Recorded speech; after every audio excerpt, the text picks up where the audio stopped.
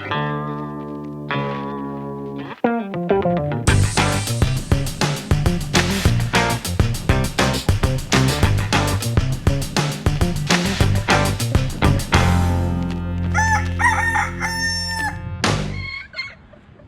back to Lanedango. This is the follow-up to the previous episode, Building Your Coop. Now, this is the coop that we were building in the episode. We finished it, as you can see. And since we have to stay home, like everybody else, we have to stay home because of this coronavirus. So me and my dad went ahead and built this second coop. Now, this second coop has a flat roof, causing the first coop to be able to sit on top. Now we wanted this first coop to be on top because it has a slanted roof, causing the water to run off.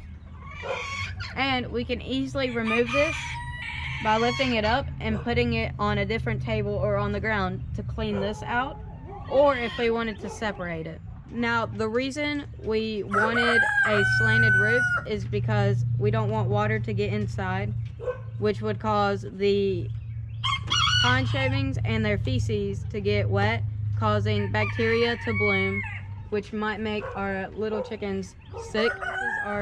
This is the second coop, as you can see.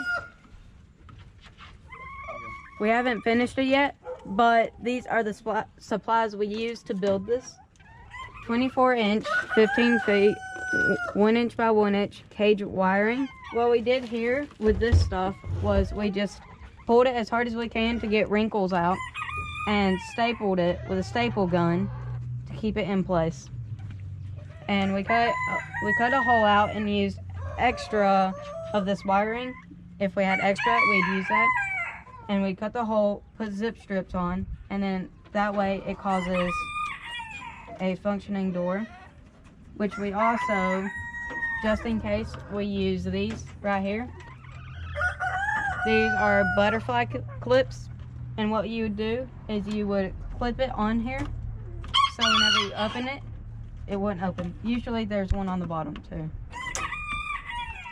And we also saw on the Rhode Island Red Club Facebook page that they had a rubber trimming around this. That way it doesn't eat your arm up whenever you reach in to feed them or grab them. Which I really like that idea. And you should join clubs because you figure out more stuff than you think you know. So yeah.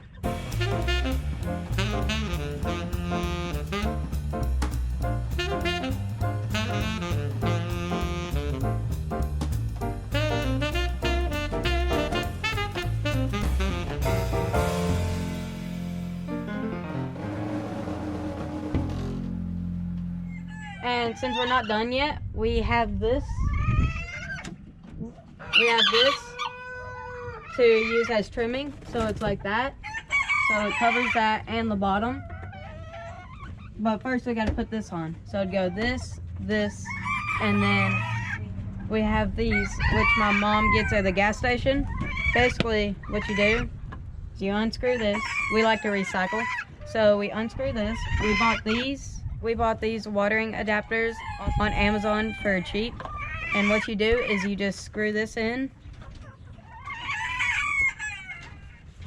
which hopefully you'd have a full bottle of water. And then you'd use these bungee cords, which came with these. And we cut out a little hole, stick it in the hole, and then use the bungees to keep them secure. We bought these food cups, which were also cheap on Amazon. And what you do is you just use these 3 little holders and put it on the wiring. Now, it's super easy to feed them. Let's get our Old English crumble mix. We recycled these containers and put our own food in them. So there's our mix. You get 1/3 cup because we always want to measure how much we give them. And you scoop it in. Clean it off, and all you do, open it up and close it. And now sometimes we would also mix our oyster shells, which that causes the girls to lay better. Their eggs are, there's more calcium in it. It produces a better shell on the eggs. That way you don't get those eggs that have no shell and it's just squishy. And we have this right here. This is one of the important things that we will use. It goes on the back of the coop, causing the runoff rain to go in this, and it'd be angled to where that water would run in here, and that gutter would go in here, angled to where that water would fall in there. And we also are putting a water filter in here, that way no dirt or bacteria will get in there, causing it to be healthier for our birds. We would use this either for a gravity fed or a recirculating water pump. And now, if we make our way over here, we have this predator trap right here. This would cause any predators, if they press that little lever, this top part will shut once that is pressed, causing it to be trapped. And whenever I was working on my self blues, we came home one day and we lost some. What we hoped would happen is, since we placed this out, it would catch those predators that are doing that. We had these old coops with these wide wiring, which we had a self blue who got pulled through those big holes, which a predator caused that. It pulled the chicken through and killed it. So it went to these little small wiring. That way it's gonna be harder for a predator to be able to grab them and pull them out. Now I will tell y'all the varieties we put in our coops. So these are our splashes that we got from Mr. Bobby. These are our lemon blues. We still gotta dub him though. You're not allowed to have combs, wattles, or earlobes. These are our brassy backs. We got 2 pairs. We also got from Mr. Bobby. And we also have 2 pairs of silver duckling. And once we finish these other 2 coops, we will be moving more into there. We would probably put our birchen modern and our silver blue modern. And on the last coop, we would probably put our krill in. So these are our krill, and we had our rooster modeling the box in our last episode.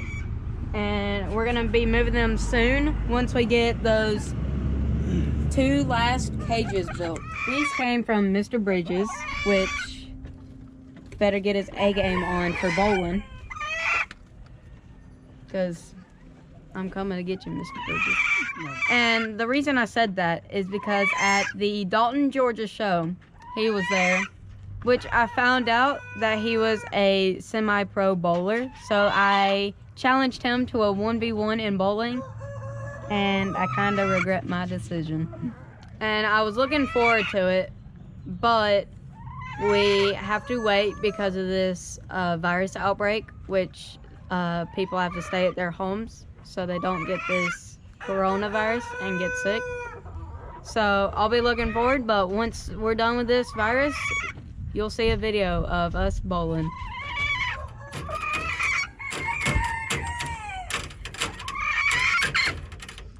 Those butterfly clips also work as a great toy, as you can see.